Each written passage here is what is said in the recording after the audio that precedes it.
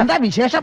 അപ്പ അറിഞ്ഞില്ലേ? കേരളത്തിലെ സെക്കുലർ വോട്ടുകൾ തങ്ങളുടെ കീശയിലാക്കാൻ കഴിയുമോ എന്നുള്ള ഒരു ശ്രമമാണ് ശ്രീ എൻ കെ പ്രേമചന്ദ്രൻ നടത്തുന്നത്. ശ്രീ എൻ കെ പ്രേമചന്ദ്രൻ, അങ്ങ് തന്നെ സത്യസന്ധമായി പറയൂ, കോൺഗ്രസ് വിമുക്ത ഭാരതമാണോ BJP ആഗ്രഹിക്കുന്നത്?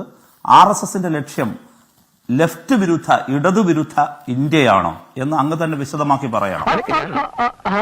ഞാൻ പ്രതീക്ഷിച്ചിരിക്കുകയായിരുന്നു. അങ്ങോട്ടൊരു കാര്യം ചോദിക്കുന്നത്, എന്താണ് കമ്മ്യൂണിസ്റ്റ് പാർട്ടിയെ കുറിച്ച് വിചാരധാര രേഖപ്പെടുത്തിയിരിക്കുന്നത്?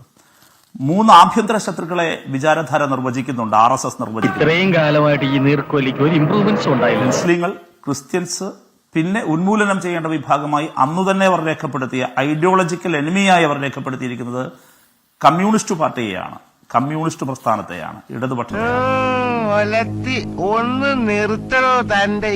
കോൺഗ്രസ് വിമുക്ത ഭാരതമല്ല. കേരളത്തിൽ ആദ്യമായി വീണ് കിട്ടണം, ഇനി കേരളത്തിൽ നിന്നുകൂടി എലിമിനേറ്റ് ചെയ്യപ്പെടണം എന്നവർ ആഗ്രഹിക്കുന്നത് കേരളത്തിലെ ഇടതുപക്ഷത്തെയാണ് സംഘപരിവാർ പൂർണ്ണമായും ഉന്മൂലനം ചെയ്യാൻ ആഗ്രഹിക്കുന്നത് എന്ന ചരിത്രപരവും രാഷ്ട്രീയപരവുമായ കാര്യത്തെ അങ്ങേപ്പോലൊരാൾ തമസ്കരിച്ചത് ശരിയായില്ല. ഉപദേശം കൊള്ളാം വർമ്മ സാറേ, പക്ഷെ ചെറിയൊരു പ്രശ്നമുണ്ട്.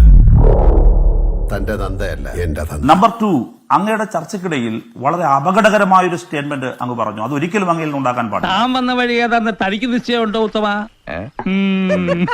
മതരാഷ്ട്രവാദം മുന്നോട്ട് വയ്ക്കുന്ന ജമാഅത്തെ ഇസ്ലാമി എന്ന് പറയുന്ന സംഘടനയെ, അവരുടെ രാഷ്ട്രീയ പാർട്ടിയായ വെൽഫെയർ പാർട്ടിയെയും രാഷ്ട്രീയമായി ഞങ്ങളോ വേറെ ആരെങ്കിലുമോ എക്സ്പോസ് ചെയ്താൽ അതെങ്ങനെയാണ് ആ സമുദായത്തിനെതിരെ ആവുകയെന്ന് അദ്ദേഹത്തിന്റെ ഊഴത്തിൽ അദ്ദേഹം അറിയാവുന്ന ആരെ കൊണ്ടെങ്കിലും താൻ രക്ഷ എഴുതി കെട്ടിച്ചോ, തനിക്കാണ്ട് വലിയ കുഴപ്പം തുടങ്ങി. അങ്ങനെയാണെങ്കിൽ RSSനെതിരെ സംസാരിക്കുന്നത് ഹിന്ദു വിരുദ്ധമാണെന്ന് RSS സുരേഷിനെ അങ്ങ് ശരിവെക്കുകയല്ലേ? BJPക്കെതിരെ പറഞ്ഞാൽ അത് ഹിന്ദു വിരുദ്ധതയാണ് പറയുന്നത് എന്ന് അവരുടെ വാദത്തെ ശരിവെക്കുന്നതല്ലേ അങ്ങ് പറഞ്ഞു? എന്തിന്റെ അസുഖമാടാ? രാവിലെ ഗോതമ്പ് ദോശ കുത്തുന്നു. പോപ്പുലർ ഫ്രണ്ടിനെതിരെ ഞങ്ങൾ ഇനിയും പറയും, ഞങ്ങൾ ജമാഅത്തെ ഇസ്ലാമിക്കെതിരെ ഇനിയും ശബ്ദിക്കും. അതെങ്ങനെയാണ് ഇസ്ലാം വിരുദ്ധം മുസ്ലിം വിരുദ്ധമാവുകയെന്ന് അങ്ങ് പറയാം? നിനക്ക് പറ്റിയ പണി എന്താണെന്ന് ഞാൻ പറയാം. അത് ഒരു സമുദായത്തെ ലക്ഷ്യം വെച്ചാണ് പറയുന്നത് എന്തും തെറ്റാണ്. ഇവിടെ നോക്കൂ, യഥാർത്ഥത്തിൽ എന്താണ് വാസ്തുതാപരമായ കാര്യം? കേരളത്തിൽ ഇടതുപക്ഷം ഇപ്പോൾ ഭരിച്ചുകൊണ്ടിരിക്കുകയാണ്. 10 വർഷം പൂർത്തിയാക്കാൻ 10 വർഷത്തിനിടയിൽ കേരളത്തിൽ ഒരു വർഗീയ കലാപം പോലും ഉണ്ടായിട്ടില്ല എന്ന് കാണണം. അത് വസ്തുതയാണല്ലോ. നിങ്ങൾക്കും നമുക്കും നിഷേധിക്കാനാകാത്ത ഏറ്റവും അഭിമാനകരമായ കാര്യമാണ്. ഇക്കഴിഞ്ഞ 10 വർഷത്തിനിടയിൽ ഇന്ത്യയിൽ ഏതെങ്കിലും ഒരു സംസ്ഥാനത്ത് വർഗീയ കലാപം ഉണ്ടാകാതിരുന്നിട്ടുണ്ട് എങ്കിൽ അത് കേരളത്തിൽ മാത്രമാണ് എന്നതും ഫാക്റ്റാണ്. എന്നാൽ എന്താണ് നമ്മുടെ രാജ്യത്ത്, നമ്മുടെ കേരളത്തിന്റെ പഴയ കാലം? ഒരു കണക്ക് ഞാൻ നിങ്ങളുടെ മുമ്പിൽ, പ്രേക്ഷകരുടെ മുമ്പിൽ അവതരിപ്പിക്കുക.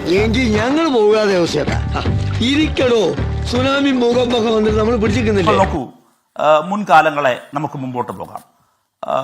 പൂന്തുറ കലാപം 1992, ശ്രീ കെ കരുണാകരനാണെന്ന് മുഖ്യമന്ത്രി. വിഴിഞ്ഞം 1995, കെ കരുണാകരനാണ് മുഖ്യമന്ത്രി. ഇവൻ നമ്മളെ കുഴപ്പിക്കാനുള്ള പരിപാടി, ഇവനിതിൽ എന്തോ കൈയുണ്ട്. എന്നിട്ട് കലാപങ്ങളുടെ ചരിത്രമാണ് ഞാൻ പറയുന്നത്.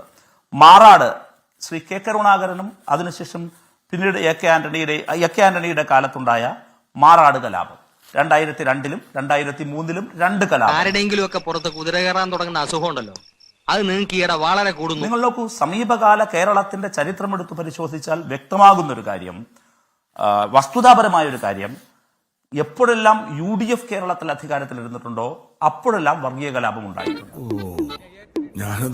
എന്തുകൊണ്ട് LDF വരുമ്പോൾ ഇതേ സ്ഥലങ്ങൾ അവിടെ തന്നെയുണ്ട്, ഇതേ ആളുകൾ അവിടെ തന്നെയുണ്ട്, ഈ വർഗീയ കലാപങ്ങളുടെ പിന്നിൽ പ്രവർത്തിച്ച ശക്തികളും കേരളത്തിൽ പ്രവർത്തിക്കുന്നുണ്ട്.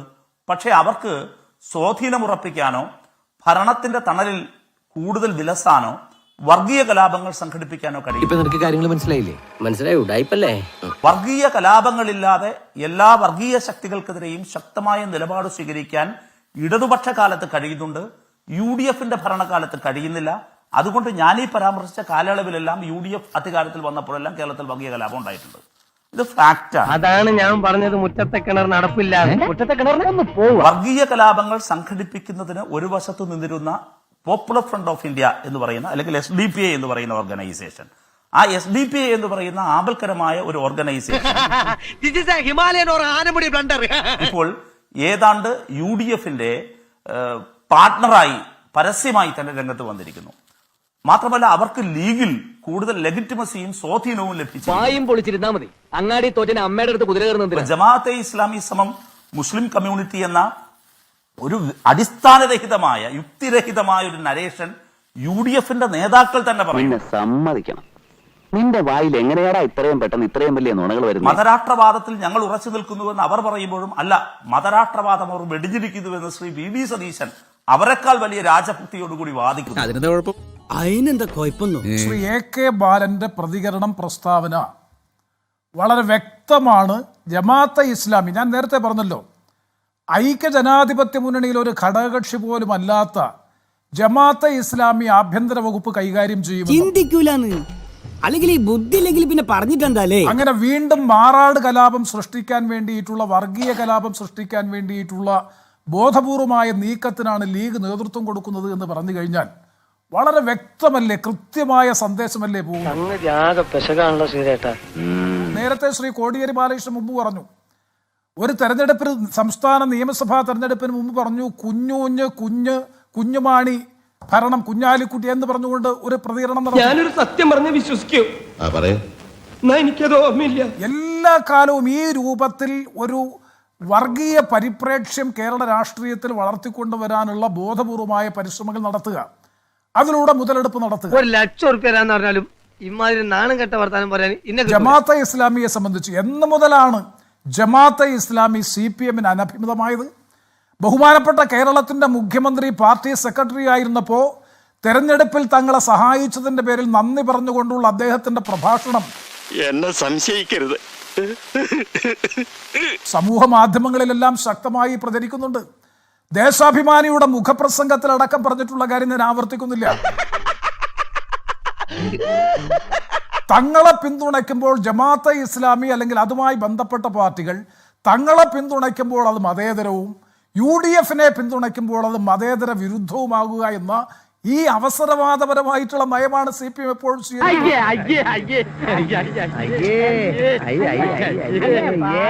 PDP-യുടെ കാര്യത്തിലായാലും ലീഗിന്റെ കാര്യത്തിലായാലും ഏത് കക്ഷിയുടെ കാര്യത്തിലായാലും നമുക്കെല്ലാവർക്കും അറിയാം. കേരള കോൺഗ്രസിന്റെ നേതൃത്വത്തിൽ ശ്രീ KM മാണിയുടെ നേതൃത്വത്തിൽ ഉണ്ടായിരുന്ന കേരള കോൺഗ്രസ് അപ്പുറത്ത് പോയപ്പോൾ അഴിമതിരഹിതമായി തീർന്നു, സമ്പൂർണമായും കുറ്റമറ്റ രാഷ്ട്രീയ പ്രസ്ഥാനമായി മാറുന്നു. ഈ അവസരവാദപരമായിട്ടുള്ള നിലപാടും കേരളം നല്ലതുപോലെ തിരിച്ചറിയുന്നുണ്ട്. അതുകൊണ്ട് ഒരു സംശയവും വേണ്ട, ഈ കഴിഞ്ഞ കുറേ കാലമായി ഞാൻ ആവർത്തിച്ച് പറയുന്നു, 2024 ലോക്സഭാ തെരഞ്ഞെടുപ്പിന് ശേഷം CPM നേതാക്കൾ നടത്തിയിട്ടുള്ള വിവിധ പ്രസ്താവനകൾ വലിയ തെറ്റായി പോയെന്ന് എനിക്ക് ഇപ്പൊ തോന്നുന്നു. ഇപ്പൊ തോന്നിയിട്ടുണ്ട് ഫലം. പ്രതികരണങ്ങളും അതിനോടൊപ്പം ചേർത്താണ് ഞാൻ നേരത്തെ പറഞ്ഞത്, ഹിന്ദു ദിനപത്രത്തിന് ബഹുമാനപ്പെട്ട മുഖ്യമന്ത്രി കൊടുത്തിട്ടുള്ള പ്രതികരണം ഉൾപ്പെടെയുള്ളവ പരിശോധിച്ചാൽ അങ്ങനൊരു പൊളിറ്റിക്സ്, ഭൂരിപക്ഷ വർഗീയതയെ പ്രീണിപ്പിക്കാൻ വേണ്ടിയിട്ടുള്ള രാഷ്ട്രീയം. ഞാൻ ഒറ്റ എക്സാമ്പിൾ മാത്രം പരിശോധിച്ചാൽ മതി. പമ്പയിൽ ആഗോള അയ്യപ്പ സംഗമം ഗവൺമെന്റ് സംഘടിപ്പിച്ചതിന്റെ പിന്നിലെ ചേതോവികാരം എന്തായി? എന്ത് ചെയ്യുന്നതിന് മുമ്പും ഒന്ന് ആലോചിക്കണം. വെറുതെ എടുത്തു ചാടരുത്. എന്താ ഇപ്പൊ എടുത്തു ചാടിയാല് കുണ്ടി കുത്തി വീഴും. ഒരു സംശയമുണ്ട്, ഈ ഭൂരിപക്ഷ വർഗീയതയെ പ്രീണിപ്പിക്കുക എന്ന വ്യക്തമായ ലക്ഷ്യത്തോടു കൂടിയല്ലേ സർക്കാരിന്റെ നേതൃത്വത്തിൽ ആഗോള അയ്യപ്പ സംഗമം പമ്പയിൽ സംഘടിപ്പിച്ചത്? ആ സമാന സ്വഭാവത്തിൽ എത്ര പരിപാടികളാണ് ഈ സമീപകാലത്ത് നടപ്പായിക്കൊണ്ടിരിക്കുന്നത്? ജനങ്ങൾക്കൊരു വർഗീയതയുമില്ല, ജനങ്ങൾക്ക് ഒരു തരത്തിലുള്ള സാമുദായികമായിട്ടുള്ള സ്വാധീനവുമില്ല. ഇതിപ്പോ ഇത്ര മാത്രം അന്വേഷിക്കാൻ എന്തിരിക്കുന്നു? ഇത് പാർട്ടി മുന്നണി രാഷ്ട്രീയ നേതൃത്വമാണ് പലപ്പോഴും ജനങ്ങളിൽ മതസാമുദായിക വികാരം വളർത്തിക്കൊണ്ടുള്ള ധ്രുവീകരണത്തിന് വേണ്ടിയിട്ടുള്ള പരിശ്രമങ്ങൾ നടത്തുന്നത്.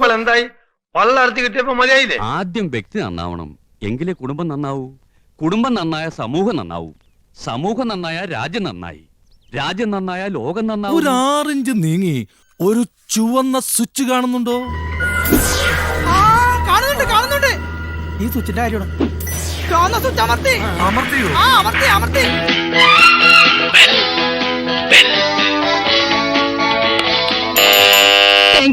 ഈ ഉപകാരം മറന്നാലും ഞാൻ മരിക്കില്ല.